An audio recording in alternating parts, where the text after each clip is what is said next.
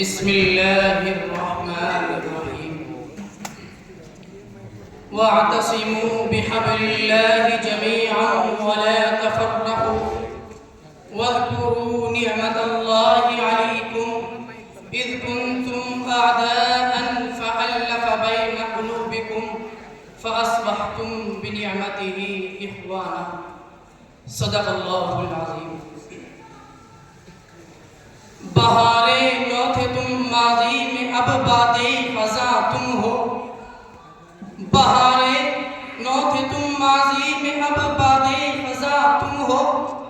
نشانے راہ تھے ماضی میں اب نو بے نشاں تم ہو. تھے تم ماضی میں شعلہ آج بس اڑتا دھواں تم ہو. تھے تم ماضی میں شعلہ آج بس اڑتا دھواں تم ہو. نہیں جس کا ٹھکانہ کوئی ایسے کارواں تم ہو. حضرات، اساتذہ کرام اور مسند حکمیت پر جلوہ افروز حکم صاحبان اور گلشن جامعہ کے اندلیبوں، نور و نکہت سے معمور اس روح پرور بزم میں ناچیز کو مسلمانوں کی ذلت اور اس کے وجوہ اسباب پر روشنی ڈالنی ہے، یعنی اس قوم کی داستان علم سنانی ہے جس کو خیر امت کا لقب عطا ہوا ہے. اس ملت کی پسماندگی، درماندگی، ذبح اور شکست حالی کا ذکر کرنا ہے جس سے وَأَنْتُمُ الْأَعْلَوْنَ إِن كُنتُم مُؤْمِنِينَ کا وعدہ کیا گیا ہے. اس امت کے انتشار و افتراق اور اضطراب و الفشار کا مرثیہ پڑھنا ہے کہ جس کو جسد الواحد اور بنیان مرصوص کہا گیا ہے.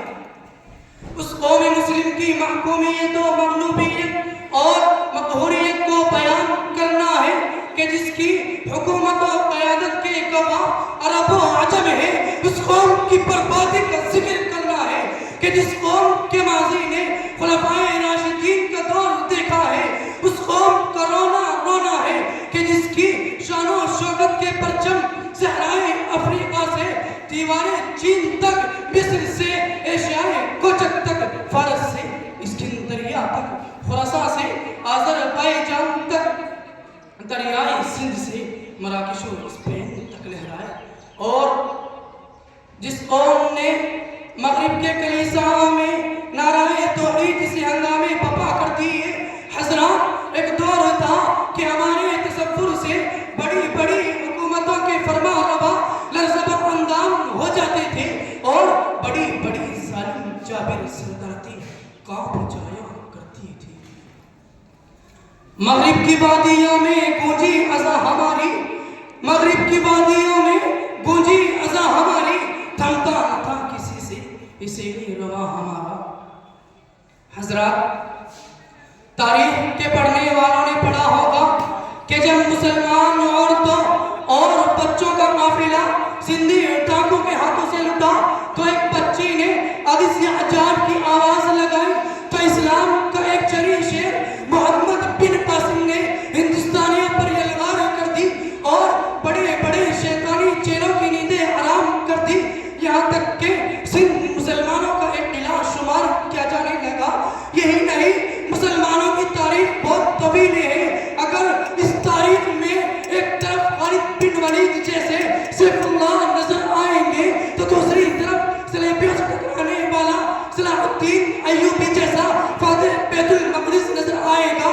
اگر مغرب کے کاشانوں میں طارق بن زیاد جیسا جاباز کمانڈر دکھائی دے گا تو دوسری طرف جلال آباد کی سرزمین پر حمزہ رضی اللہ عنہ کی سنت کو زندہ کرنے والا شفیق مدنی جیسا مستانہ شہادت بھی دکھائی دے گا.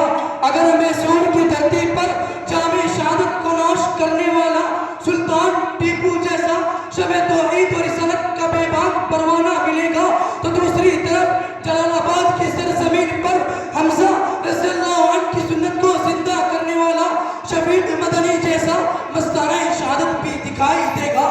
تاریخ میں آتا ہے کہ جب حضرت خالد بن ولید اپنے اسلامی لشکر لے کر رستم کے مقابلے کے لیے گئے تو رستم نے چھ بجبے ہو کر کے کہا کہ تم یہاں کیوں آئے کہ ہم کو تمہارا لذیذ لگتا ہے اسے پینے آئے ہیں۔ حضرات میں پوچھنا چاہتا ہوں کہ وہ کون سی طاقت تھی جس نے مسلمانوں کو اتنا جری بنا دیا تھا کہ وہ ہزاروں میل کے فاصلے پر بھی دشمنوں کو اس انداز سے جواب دیتی تھی؟ کیا یہ اتحاد و اتفاق کی برکت نہیں تھی؟ کیا یہ یکجہتی و یکرنگی کا فیض نہیں تھا؟ کیا یہ آسمانی قانون نہ تھا؟ کیا یہ ربانی دستور نہ تھا جو انہوں نے اپنی زندگی میں سجا رکھا تھا؟ اور یقیناً تھا وہ قرآن کا فیض تھا، قرآنی تعلیمات پر عمل پیرا ہونا تھا، وہ کیمیائی دولت اتحاد و اتفاق کی دولت تھی۔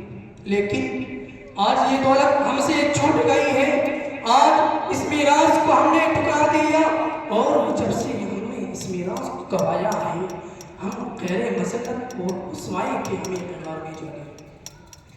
گنوا دی ہم نے جو اسلاف سے میراث پائی تھی، گنوا دی ہم نے جو اسلاف سے میراث پائی تھی، ثریا نے زمین پر آسمان سے ہم کو دے مارا۔ وآخر دعوانا الحمدللہ۔ یہ تھے مصاحب